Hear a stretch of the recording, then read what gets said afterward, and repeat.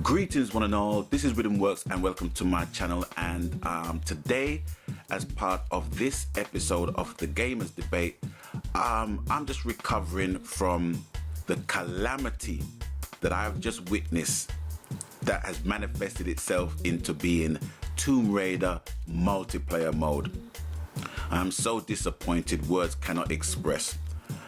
But anyway, the reason why I have Nathan Drake, arise sir, you and Naughty Dog, has basically set an example that quite a lot of other game companies have neglected to heed.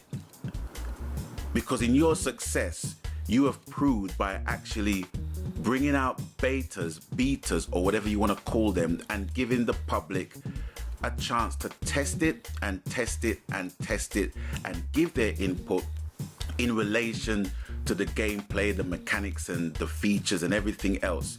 You guys have proven the fact that you can take what was once a one-player, single-player game and transcend it into a multiplayer game that people still play to this very day.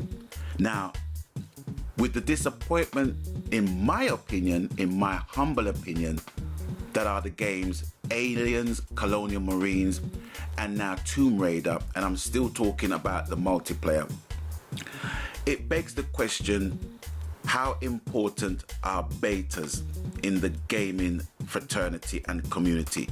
Now, my answer to that is very freaking important, because I think the gaming public are more sophisticated than we give them credit for. Now, I have been fooled twice. I'm not gonna front, I ain't gonna lie. I've been fooled twice and I should have learned from the first time. So it's shame on me.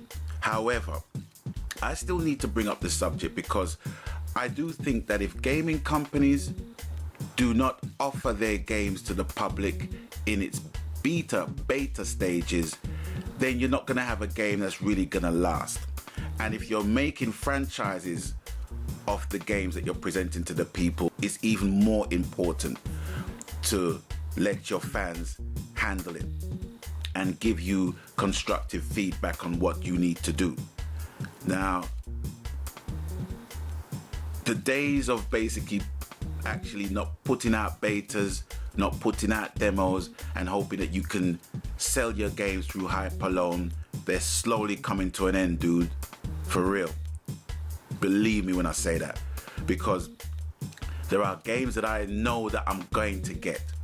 And still on the Naughty Dog tip, I truly hope that The Last of Us will basically replicate the success that Uncharted has had.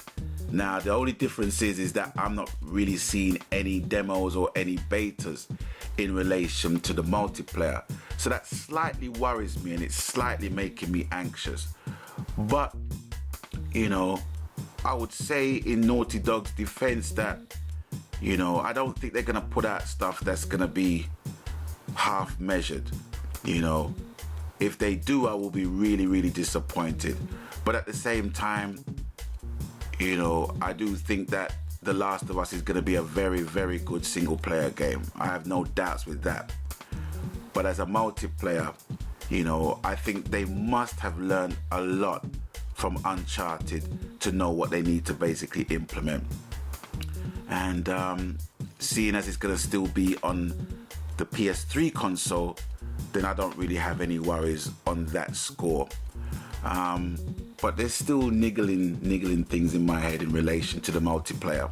But I really do think that betas are gonna have a more integral part of how we basically test games.